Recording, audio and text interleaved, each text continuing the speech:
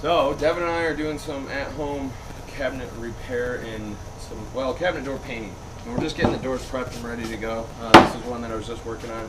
We got to a point where I got to get going for an appointment, so I wanted to make sure we made a quick video of what tools work best for this and the different techniques to use in some of them. So check these out. These are cabinets that Devin pulled out of his house. This is what they're in shape. They're in good shape. It's good wood. But you can feel that there was a stile in the middle that got knocked off. So there's a roughness here, there's a bunch of dents and dings and roughness there. So this is kind of a step along the way. We're going to take them from this,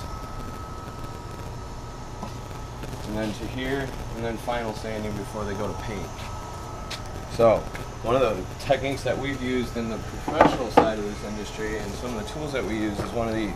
It's a Porter cable 6-inch circular disc sander. This thing's wild and rowdy, and it's a little heavy on the other bit.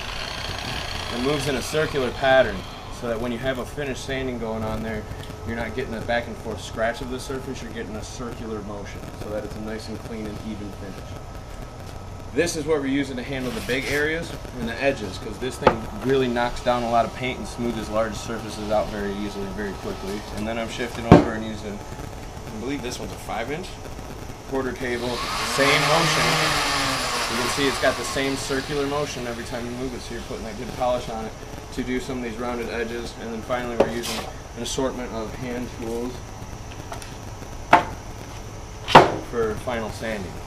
And all this is the same sandpaper that we're using for this thing, so now you just take little wood blocks and wrap it around there, and that lets you get into some of the tight spots. Dowel getting around that edge. Try to get a dowel that fits the same radius and then tape it to it and you're good to go. And then this one's just a different course of sandpaper. So we'll talk about sandpaper courses. The lower the grit, the more gritty it'll be. So this is an 100 grit is what I'm using on the big one, or on this guy here. We also have an 80 grit. 80 grit's going to knock off a lot of stuff really fast, but you really want to finish thing with some with 100 grit or 150 grit if it's going to go through paint. If you're going to stain it, you want it to be 220.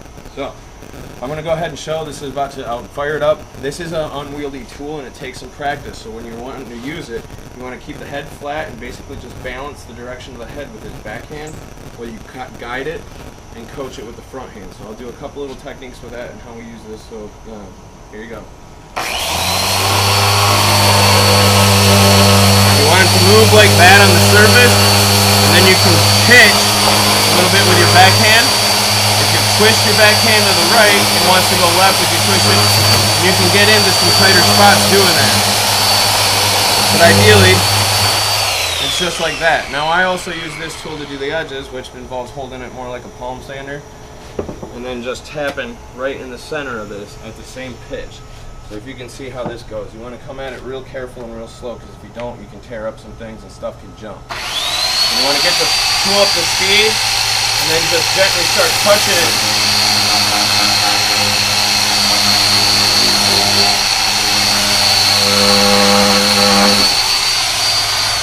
Now, you want to spend more time on it than I did with both of these just here, okay? We've already gone through this one. This is about halfway through what I want to finish with it. But you'll go back and forth. The big thing to remember is when you're using power tools with this kind of power to them is you want to keep them moving. If they stand still in any point of the wood, you're going to end up wallering out the wood, the paint, the finish. So you want to keep things moving. The palm sander we're just using to round the edges, and again, like I said, you want to keep it moving. That helps you keep a nice smooth finish. You'll see how fast I actually move this tool while we're going for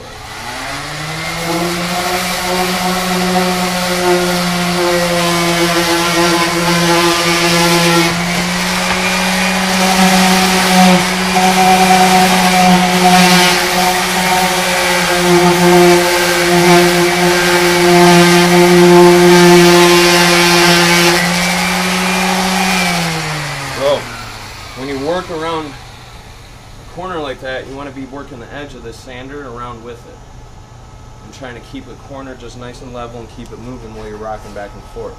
This is actually a flat edge. When I'm trying to get to this flat edge with this guy, I'm holding it as perfectly level as I can and as much on the wood as I possibly can without touching other things.